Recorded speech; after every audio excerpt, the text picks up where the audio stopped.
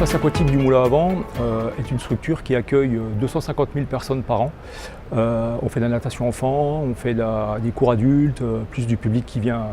Et donc on avait une dérive un petit peu au niveau des consommations, parce que c'est un bâtiment qui a plus de 20 ans. Donc à un moment donné, c'est posé la question de savoir comment on pouvait faire des économies, en consommation électrique, en consommation de gaz, en consommation d'eau, et assurer aussi un service de qualité avec une homogénéité de tous les jours, que ce soit sur la température de l'eau des bassins, la température de l'eau des douches, du chauffage des infrastructures. Le contrat de performance énergétique permet à des sociétés comme la nôtre de prendre des engagements fermes et durables sur les réductions de consommation énergétique. Dans le cadre de la piscine du Moulin à Vent, nous étions engagés sur une économie de 40% de gaz, 30% sur l'électricité et 20% sur l'eau.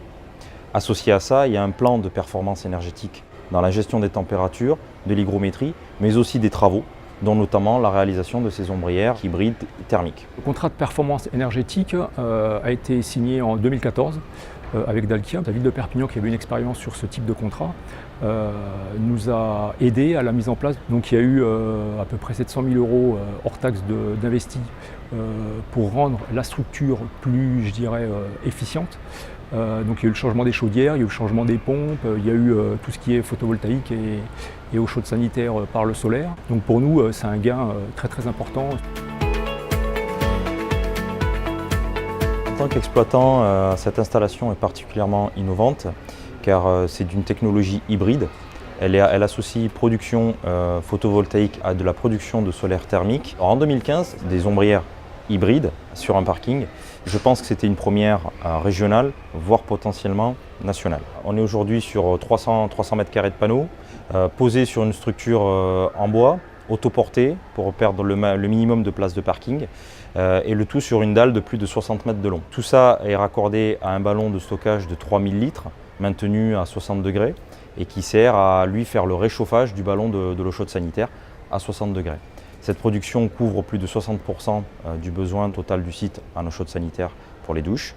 Nous avons automatisé l'installation pour qu'elle s'enclenche ou qu'elle démarre dès qu'on atteint le seuil de 400 watts par mètre carré, de manière à optimiser le fonctionnement. On se retrouve donc sur un calendrier de fonctionnement de mai à octobre. Alors les chiffres pour l'installation solaire thermique, un coût global de 296 000 € et nous avons eu 207 000 € de subvention de l'ADEME et le reste c'était financé par la municipalité de Perpignan. Dans le cadre du CPE, on a travaillé en étroite collaboration avec Dalkia, qui ont été très à l'écoute de nos problématiques, qui sont venus faire des études très poussées sur l'installation et qui ont proposé effectivement des solutions techniques qui étaient à la hauteur de nos attentes. Donc la collaboration avec Dalkia est quelque chose de très très important et encore aujourd'hui, puisque Dalkia est responsable de l'entretien de toutes ces installations. En termes de suivi de performance énergétique, cette installation est raccordée au DESC, qui est notre centre de gestion de la performance énergétique, basé à Marseille. Elle est équipée de capteurs et d'objets connectés type IoT qui permettent d'être en communication avec nos équipes opérationnelles locales et de les faire intervenir en cas de dérive sur la performance énergétique. On fait un suivi et un contrôle régulier de mai à octobre toutes les semaines. Un de nos techniciens vérifie les automatismes, les pressions, les plages de fonctionnement, la capacité des onduleurs et la bonne récupération thermique, notamment au niveau de l'échangeur. Le solaire thermique, c'est une opération technique qui semble aujourd'hui incontournable dans le sud de la France. Et c'est vrai que de plus en plus de piscines, voire d'autres établissements, utilisent le solaire thermique de par effectivement la situation géographique et le taux d'ensoleillement.